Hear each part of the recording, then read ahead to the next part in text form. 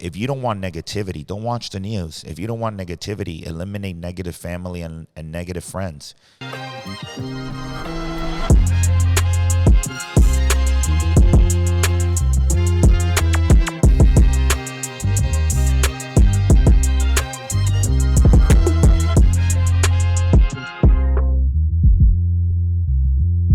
Welcome to Livestream. I'm your host, Dr. Alex Plains, with my co-host, Jeremy Applegate, where we teach you how to stream your life.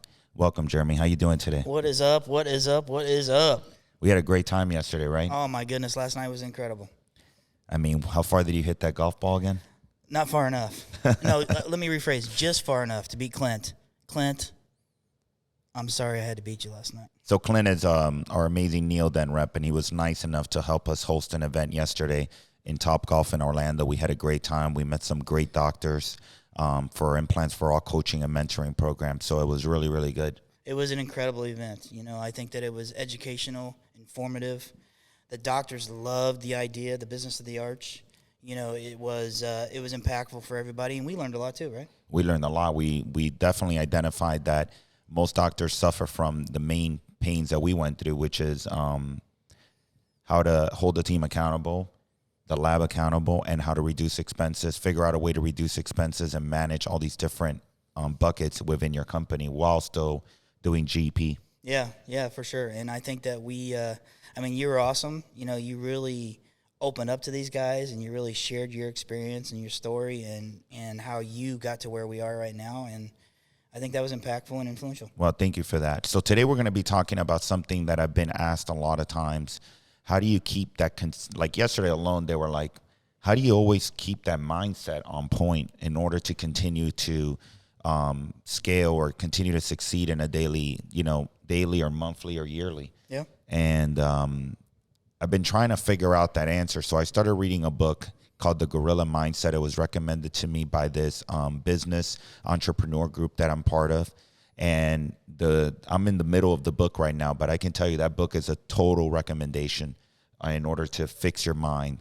But, you know, when you go back to these books and you listen to Tony Robbins and you listen to Tim Grover or Ed Milet, a lot of these books have relatable topics. Yeah. And one of them is, you know, you basically got to start by doing a reflection, like evaluating yourself first and personalizing your self-image. There's another book that I just started reading, which is Psycho-Cybernetics.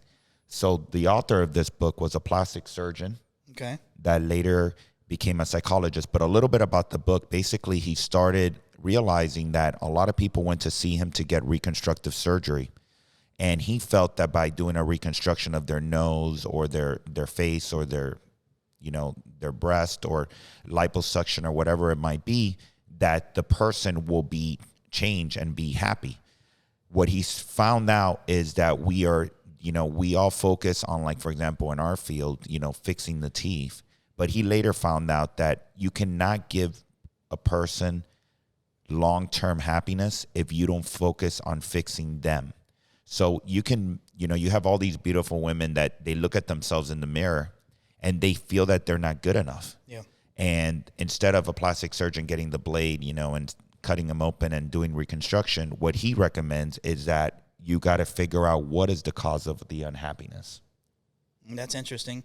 It'd be interesting if you figure out some kind of a way to still do the surgery, but one of the qualifications is fixing your mind. So he later went on and became a psychologist as well. So, you know, this guy, his book is amazing. It's called Psycho-Cybernetics. It's by Dr. Maltz, and it's an amazing book. I totally recommend it. And if you go back and you start, you know, I've always read about or talked about the conscious and the self-conscious mind. You know, that self-conscious mind is always trying, the subconscious mind is always trying to control you and make you feel like you're not good enough, or that, you know, you can't go to the gym, or you shouldn't eat right, or, yeah, Dr. Plain, stay in the bed a little longer, sleep in. Now I'm starting to learn how to control that subconscious mind in order to say, no, you know, I got to go to the gym. I got to eat right. I got to cut the alcohol. I got to sleep enough. That's interesting. So the subconscious mind controls a larger percentage? For the majority of the of us humans, you know, as the moment we're in our mother's wounds, we're getting that reactiveness transmitted from the mother to the child. So stuff that might have been traumatic to the mother can become traumatic to the child once the child is born. And it can continue to translate through the rest of your life unless you work on it and you identify what the problem is. But it can be fixed. It can be fixed. It takes a lot of self-work and personal development. Like yesterday, I was upset. I was really stressed out because, you know, now every day I'm raising my standard and I'm becoming more and more disciplined on my personal development. And I felt like I have so much to do. And I felt really overwhelmed that I'm not doing enough to work on personal development. So I believe I had to jump on a call on my way to work, and I couldn't be listening to a podcast or be listening to a book. And I felt guilty. Like I felt extremely guilty that I couldn't do that. No kidding. Yeah, it felt like I had failed for the day. Well, I'm sorry. I won't call you that early again. No, it wasn't you. So, you know, it's an amount of discipline that most of us are not willing to do, but it's extremely important if you want to live a fulfillful life. Yeah, for sure. I mean, that's everybody's goal, right? But I just don't think that everybody understands how to get there. No. I mean, I think the best thing you can start doing is looking at yourself in the mirror every morning and identifying who you are. I mean, and the qualities that you have as a human. Because, you know, if you don't want negativity, don't watch the news. If you don't want negativity, eliminate negative family and negative friends. If you don't want negativity, don't talk about it. Yeah. And they always say life's too short.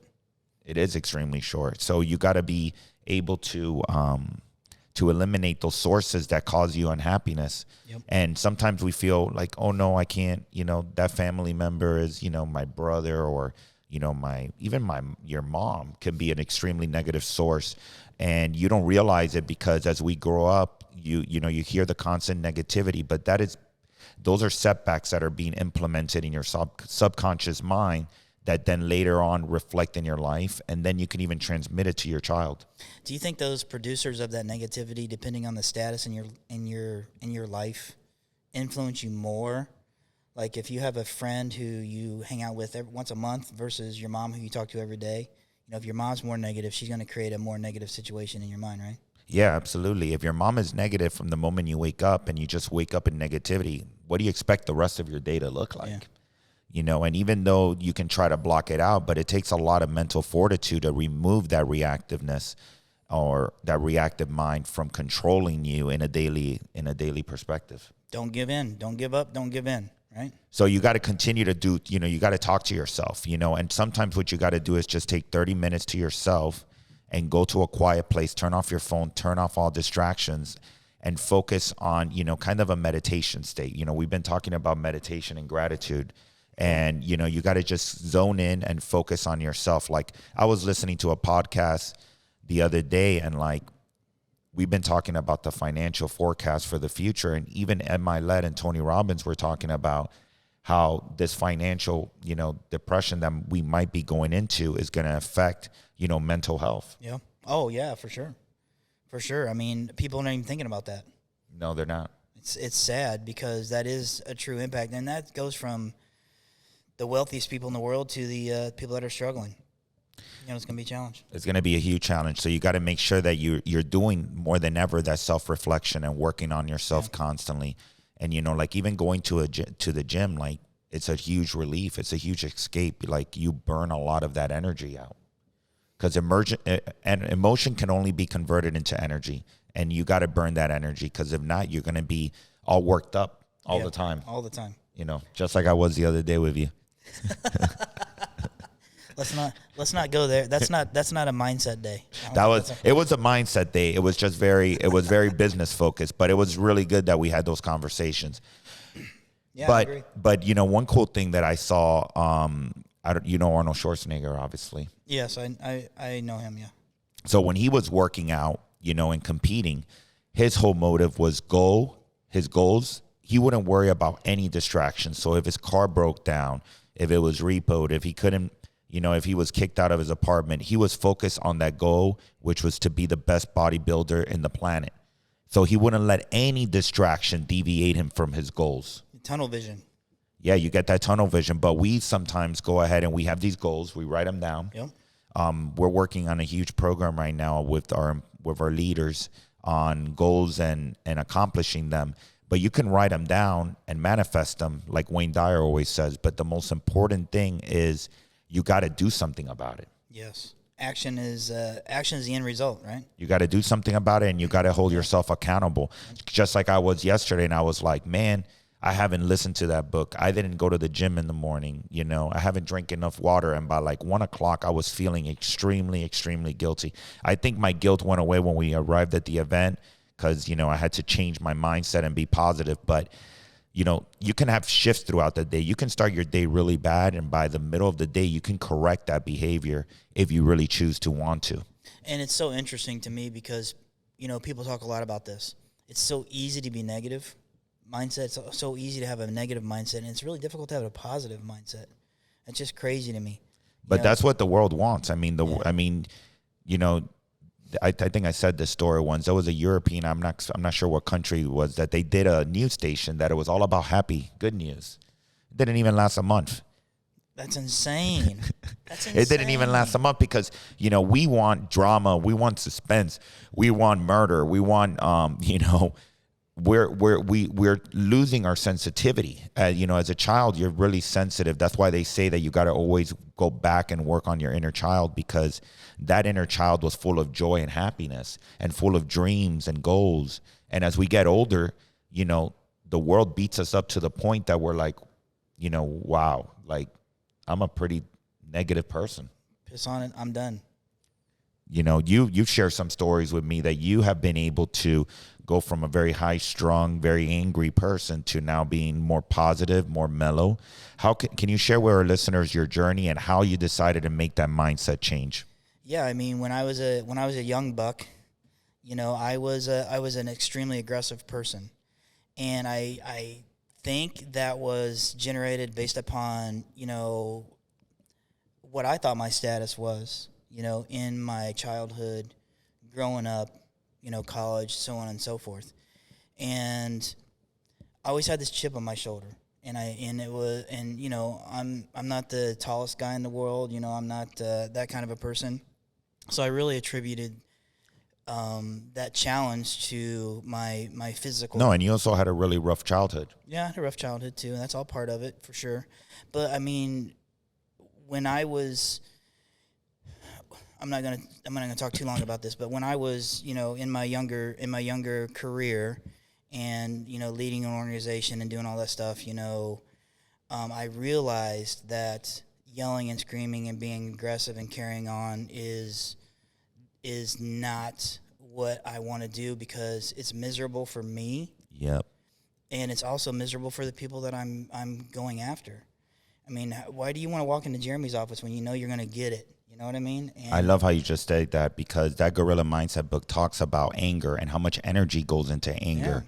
Yeah. It's actually very exhausting. If you were to focus less on anger and more on happiness and joyfulness, or even being mellow and being stoic, I think that you will be a lot happier. And I think that, it creates an opportunity, and I'm just talking about the corporate or the organizational mindset here. It creates an opportunity that people feel like you're approachable.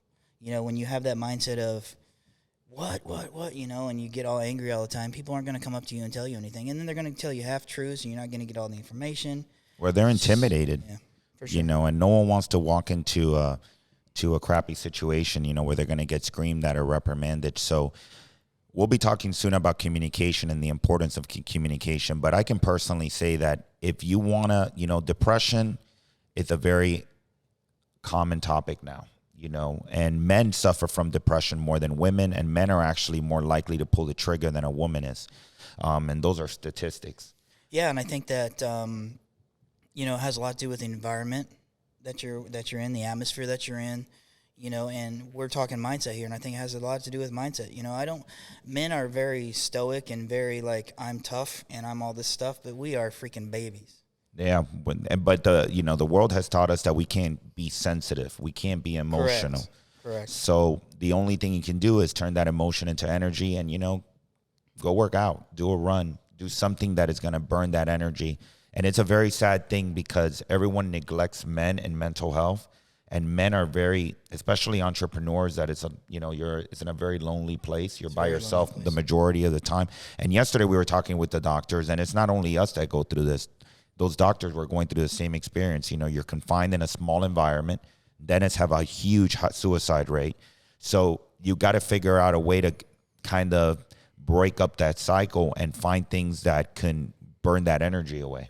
I think you said that perfect, because I really believe last night's meeting was about, the business of the arch and stuff like that. But I really think that when you started talking about mindset and self-worth and self-improvement and all that, they were like, oh yeah. I mean, you really got a lot of engagement when you're having those conversations with those guys. Yeah, I think you just got to be real, and if you have issues, like, it's okay to talk, it's okay to get it out, and don't let that build up just because you're a man. And like you said, you got to be this egotistical man that it needs to be a macho. It's okay to talk to your friends or talk to your close family members about what you're going through. And if they shoot you down and they're like, oh, you're just being a pussy or whatever the case might be, those are not your friends, and Correct. Those people don't care about you. Correct. And we have both read books about, these guys who, are chirping at you, in your ear. They're in your ear all the time. Well, those guys are the ones that are the most miserable people in the world, and eliminate those guys from your life. Yeah, you have to. You got to eliminate those negative sources, even as hard as it is. But you got to try to find the right environment. And it takes a long time, to find people that are like-minded and that really want to share your values the same way that you do and live a fruitful life. And we all have challenges. Like yesterday, like I said, I had that challenge of, like, I didn't feel that I was disciplined enough. So I felt guilty. So it's okay to hold yourself accountable. Remember, there's two personas in you. There's a persona that wants to do it and the persona that doesn't want to get stuff done. So you got to beat the persona that doesn't want to get stuff done. Yeah, it's an inner battle all the time. Yeah, Mike was like, man, how do you do this? Like, Mike from our broker for our dental offices, he's like, man, how do you get this done? Like, what keeps you going? And I'm just like, Mike, what else is there to do? You got to stay focused on the purpose. And for me, it's a process that I enjoy. It's not work for me. It's like I love doing it. Like yesterday, I felt so good talking to these doctors, and I was like, you guys don't need to join the program if you don't want to, but if I'm here for you guys. If you guys have any questions, just, reach out to us. And I think that, like, we're doing something different. We talk about we're doing something different all the time. But part of doing something different is creating a situation where it is about that. It is about mindset. It is about positivity. It is about self-improvement. It's all about that stuff. And I think that if people would understand that is more relevant conversations as opposed to, hey, how can I make you more money? You know what I mean? Obviously, that's a great thing to be able to do. But having opportunity to talk about self-improvement and stuff like that is, they just don't get that. Like, nobody gets that. No, like, they don't. I mean, that event last night went until the last 30 seconds we had the spot, right? Because they were engaged and they were talking, and even on the one-on-ones when we it was very relatable to all the challenges that they go through. It's amazing.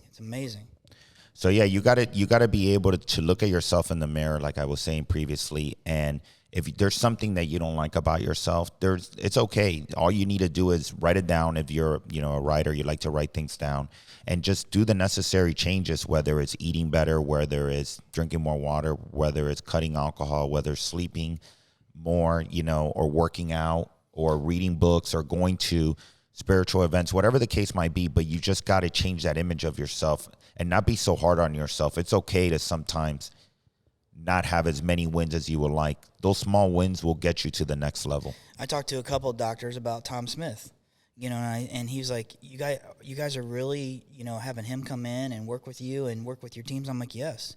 And I said, he's got this thing called a mantra, right? Where you're like, I am a fighter. I am a warrior. I am a great husband. I am a great wife. I am, filling in the blank. And I'm like, there's no reason that you guys can't start doing that now. Yeah, immediately. Immediately. Just start writing it down on paper, and you read it every single day, and you will remove the subconscious of saying that you're not a fighter. Because there's always that little voice in there saying, give up, give up, give up. Yeah, I know. Sometimes I look back and I look at myself in the mirror, and I still see that, that overweight kid that was picked on, in elementary school because I was overweight. And, at that point, I got to shut them out. I got to shut them out because, I got to be confident of who I am, all the wins that I've accomplished throughout my life. And a lot of us, even though we're 30, 40, 20, 50, 60, we still look back at that kid that might have been bullied or might have been picked on or might have had to walk to school or didn't come from wealthy parents and have those insecurities. But you got to remember who you are today. And it's okay if you did some mistakes in the past. You can always make a shift and a change and correct that mindset. Correct that mindset. All right. Thank you, Jeremy. Thank you for being a part of the show today. As always, you can follow us at Dr. Alex A. Plains, or you can look at us live stream with Dr. Alex Plains. Thank you.